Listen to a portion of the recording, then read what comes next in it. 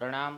Good morning મિત્રો. Chapter 14 ભૂગોળના વિભાગમાં ભારત સ્થાન ભૂસ્તરીય રચના અને ભૂપૃષ્ઠ ભાગ 2, જેમાં આપણે વિડિયો નંબર 2માં આજે ઉત્તરનો વિશાળ મેદાની પ્રદેશ વિશે સમજ મેળવવાની છે, એ વિશે ચર્ચા કરવાની છે. મિત્રો, ફક્ત એક જ મુદ્દો આજના વિડીયો તાસમાં સમાવેશ છે, કેમ કે ખૂબ જ અગત્યનો મુદ્દો છે અને જ્યારે પરીક્ષાલક્ષી આવે તો ત્યારે વિસ્તૃત 4 ગુણમાં પ્રશ્ન પૂછાય છે અથવા ટૂંક નોંધના સ્વરૂપમાં આવી શકે. તો ઉત્તરનો વિશાળ પર્વતીય પ્રદેશ શરૂ કરીએ એ પહેલાં અગાઉ આપણે જે 5 ભાગોની ટૂંકમાં વાત કરી હતી કે ભારતના ભૂપૃષ્ઠના સંદર્ભમાં આપણે કયા 5 ભાગ વિશે સમજવાનું છે. તો એક ભાગ આપણે સમજી લીધો, ઉત્તરની વિશાળ પર્વતીય શ્રેણી. આજે બીજો ભાગ સમજવાના છીએ, ઉત્તરનો વિશાળ મેદાની પ્રદેશ. ત્યાર પછી દ્વીપકલ્પીય ઉચ્ચ પ્રદેશ, એ બાદ તટીય મેદાનો અને દ્વીપ સમૂહ. તો આવા 5 ભાગો વિશે આપણે સમજ મેળવવાની છે. તો આજે બીજા ભાગમાં શરૂઆત કરીએ કે ઉત્તરના વિશાળ મેદાની પ્રદેશનું સ્થાન ભારતના ભૌગોલિક સંદર્ભે કેવું હોય તો ઉત્તરનું વિશાળ મેદાની પ્રદેશ ક્યાં આવેલું છે નકશાના સંદર્ભમાં. તો ઉત્તરના પર્વતીય પ્રદેશ અને દક્ષિણના ઉચ્ચ પ્રદેશની વચ્ચે. ભારતનો નકશો આપણે અગાઉ સમજાવેલો છે, એમાં આ 5 ભાગો તમને બતાવ્યા હતા કે સંપૂર્ણ ઉત્તર તો એ ઉત્તરનો પર્વતીય પ્રદેશ છે. સૌથી નીચે મતલબ કે દક્ષિણમાં દક્ષિણનો ઉચ્ચ પ્રદેશ છે. તો એ બંનેની વચ્ચે આ ઉત્તરનો વિશાળ મેદાની પ્રદેશ આવેલો છે. આ મેદાનની રચના કેવી રીતે થઈ છે? આ મેદાનની રચના હિમાલયમાંથી વહેતી સતલુજ, ગંગા અને બ્રહ્મપુત્રા નદીઓ અને તેની શાખા નદીઓએ કાંપ પાથરીને કરી છે. નદી પોતાની સાથે કાંપ ઢસડી જાય છે, એટલે કાંપ નિક્ષેપણ થવાથી આ ફળદ્રુપ મેદાનોની રચના થઈ છે. ખૂબ જ ફળદ્રુપ ભાગ છે. હવે અહીંયા આ મુદ્દાને સમજવા માટે આપણે નદીઓનો આધાર લેવો પડે, કેમ કે આ મેદાનની રચના જ નદીઓમાંથી થયેલી છે. એટલે કેટલીક બાબતો એવી છે કે જે નદીઓનો જ્યારે આપણે અભ્યાસ કરીશું ત્યારે પણ ઉપયોગી થશે. તો હિમાલયમાંથી વહેતી સતલુજ, ગંગા, બ્રહ્મપુત્રા અને એની શાખા નદીઓએ કાંપ પાથરીને આ વિશાળ મેદાની પ્રદેશની રચના કરી છે. આ મેદાનના કેટલાક ભાગમાં 50 મીટરની જાડાઈ સુધીના કાંપના થર આવેલા છે. 50 મીટર સુધીની જાડાઈ હોય એટલું કાંપનું થર હોય. આ મેદાનો એ ઉત્તર ભારતનો ઘણો વિસ્તાર રોકે છે, ઘણો મોટો વિસ્તાર જે આ મેદાનમાં સમાવિષ્ટ થાય છે. એટલે જ એને ઉત્તર ભારતનો વિશાળ મેદાની પ્રદેશ કહેવાય છે. હવે મિત્રો, જે પ્રમાણે આપણે ઉત્તરની વિશાળ પર્વતીય શ્રેણી એને આપણે 2 ભાગમાં સમજ્યા હતા, ઉત્તર અને પૂર્વ. એટલે ઉત્તરની વિશાળ પર્વતીય શ્રેણી એટલે ઉત્તર હિમાલય અને પૂર્વ હિમાલય. એ પ્રમાણે આ મેદાની પ્રદેશ એને પણ આપણે 2 ભાગમાં વિભાજિત કરી શકીએ. જોઈએ છીએ પૂર્વ અને પશ્ચિમ. કહેવાય ઉત્તરનો વિશાળ મેદાની પ્રદેશ, પણ એને બે ભાગમાં વિભાજિત કરી શકાય, પૂર્વ તરફ અને પશ્ચિમ તરફ એ પ્રમાણે.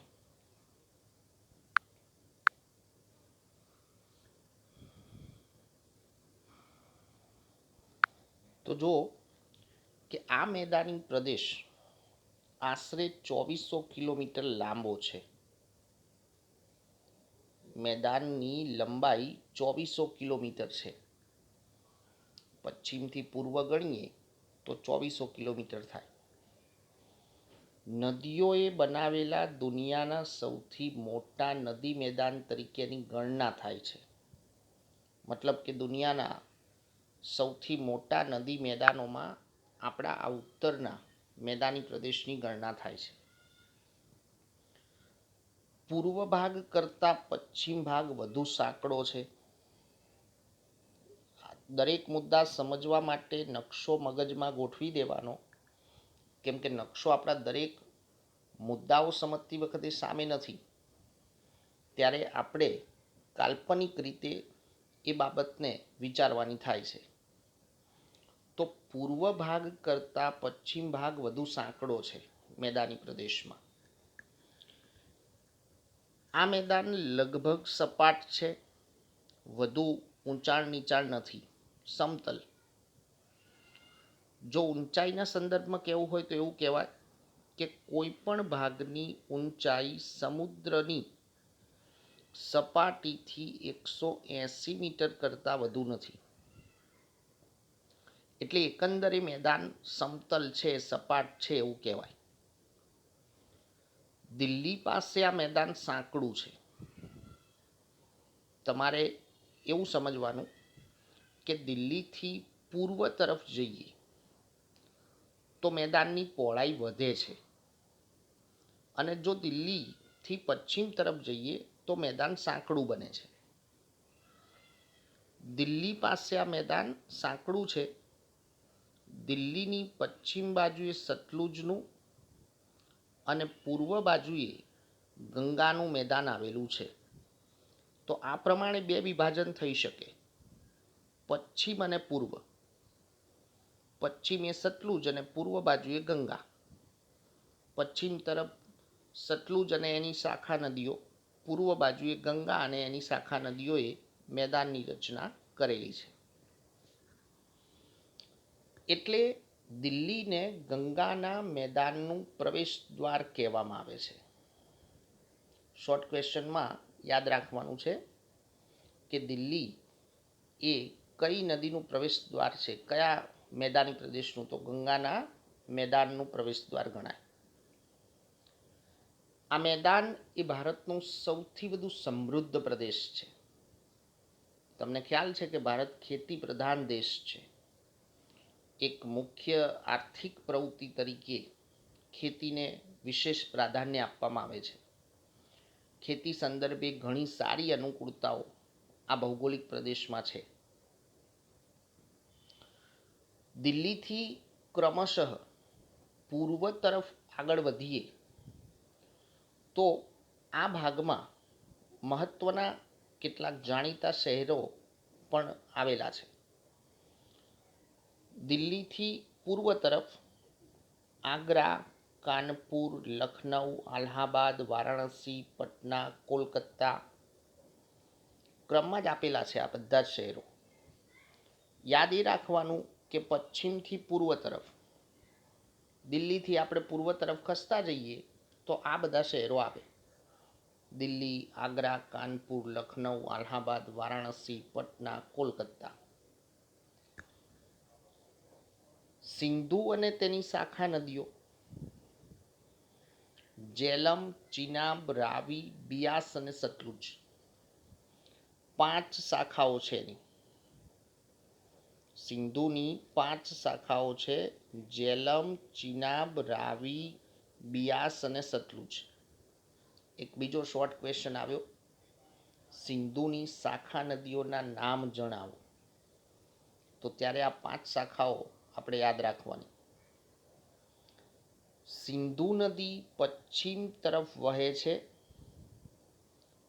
અને ઝડપી વળાંક લઈને દક્ષિણ તરફ વહી અરબ સાગરને મળે છે. પશ્ચિમ તરફ વહે છે પણ ખૂબ ઝડપી વળાંક લઈ અને દક્ષિણ તરફ વહી છેવટે અરબ સાગરને મળે છે. એટલે આના ઉપરથી એક વાત સ્પષ્ટ થઈ ગઈ કે ભારતમાં સિંધુ નદી પ્રવેશ કરે છે પણ ઘણો ઓછો વિસ્તાર છે. સિંધુ અને એની શાખા નદીઓનો મોટા ભાગનો વિસ્તાર પાકિસ્તાનમાં છે અને ત્યારબાદ દક્ષિણ તરફ વહી અને અરબ સાગરને મળે છે.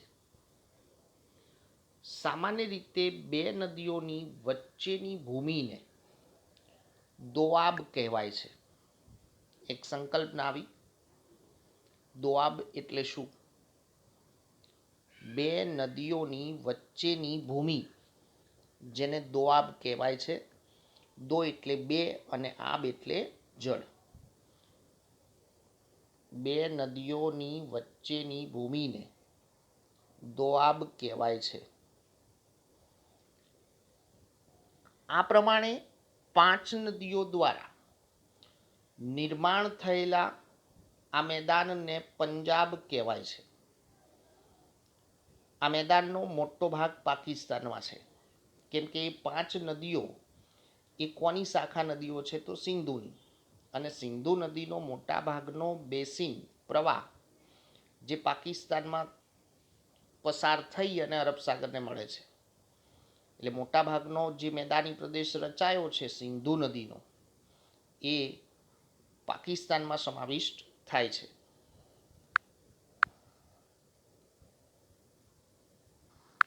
ત્યાર પછી જોઈએ તો ભૂપૃષ્ઠના આધારે મેદાની પ્રદેશને 4 વિભાગમાં વિભાજિત કરવામાં આવે છે. આમ આપણે ઉપર વાત કરી કે સમગ્ર મેદાની પ્રદેશને વિભાજિત કરવું હોય તો 2 ભાગમાં થાય, પૂર્વ અને પશ્ચિમ. દિલ્હીથી પૂર્વ તરફ તો એ ગંગાનું મેદાન ગણાય અને દિલ્હીથી પશ્ચિમ તરફ તો એ સતલુજનું મેદાન ગણાય. મિત્રો, ભૂપૃષ્ઠના આધારે 4 વિભાગ થાય. સંકલ્પનાઓ છે 4 ભાબર, તરાઈ, બાંગર અને ખદર. આપણા ભૂગોળના અભ્યાસમાં 3 માર્ક્સ સંકલ્પનાના ખૂબ અગત્યના હોય છે. સિંધુ નદીથી તીસ્તા નદી સુધી શિવાલિકની તળેટીમાં, આપણે જોયું હતું ઉત્તરના હિમાલય પ્રદેશમાં 3 ભાગ હતા, બૃહદ, મધ્ય અને શિવાલિક. તો એ સિંધુથી તીસ્તા નદી સુધી શિવાલિકની તળેટીમાં કંકર પથ્થરોની એક પાતળી પટ્ટી નદીના પ્રવાહને સમાંતર ગોઠવાયેલી છે. આ પટ્ટી જે લગભગ 8થી 16 કિલોમીટર પહોળી છે, તેને ભાબર કહેવાય છે. ફરી વખત સંકલ્પના રિપીટ કરીએ. સિંધુ નદીથી તીસ્તા નદી સુધી શિવાલિકની તળેટીમાં કંકર પથ્થરોની એક પાતળી પટ્ટી નદીના પ્રવાહને સમાંતર ગોઠવાયેલી છે, જે લગભગ 8થી 16 કિલોમીટર પહોળી છે, જેને ભાબર કહેવાય. ભાબર પછી તરાઈનું ક્ષેત્ર આવે છે, જે વધારે ભીનાશવાળું દલદલીય છે. ગીચ, જંગલો, વિવિધ વન્યજીવો જોવા મળે છે. ભેજવાળું વાતાવરણ હોય વધારે, એ તરાઈનું ક્ષેત્ર. મેદાનના જૂના કાંપને બાંગર કહેવાય છે. નદીઓના નિક્ષેપણથી તૈયાર થયેલ મેદાનોના જૂના કાંપને બાંગર કહેવાય. નિરંતર થતા જતા કાંપના નિક્ષેપને કારણે સોપાન આકાર જેવો બની જાય છે. સોપાન આકારી, એક સ્તર, એની ઉપર બીજું સ્તર, એની ઉપર ત્રીજું સ્તર, એ પ્રમાણે સ્તર રચના. જે પૂરના મેદાનથી ઊંચા હોય છે. પૂરના મેદાનોનો નવો કાંપ જેને ખદર કહેવાય છે, મતલબ કે નદીઓના નિક્ષેપણથી તૈયાર થયેલ નવા કાંપને શું કહેવાય? તો ખદર. તો ધ્યાનમાં રાખવાનું છે કે ભૂપૃષ્ઠના આધારે મેદાની પ્રદેશનું 4 ભાગમાં વિભાજન થાય: ભાબર, તરાઈ, બાંગર અને ખદર. 4 સંકલ્પનાઓ છે, એ રીતે પણ એની ખાસ સમજી અને તૈયારી કરવાની થશે. મિત્રો, આજના વિડીયો તાસમાં આપણે ફક્ત એક મુદ્દો સમાવિષ્ટ કર્યો: ઉત્તરનું વિશાળ મેદાની પ્રદેશ, જે શોર્ટ નોટ તરીકે પણ આવી શકે, વિસ્તૃત પ્રશ્ન તરીકે પણ આવે. એટલે તમારે નોટ્સબુકમાં એક આખો કેપિટલ પ્રશ્ન, વિસ્તૃત પ્રશ્ન તરીકે આને લખવાનું છે: ઉત્તરનું વિશાળ મેદાની પ્રદેશ. અસ્તુ, પ્રણામ.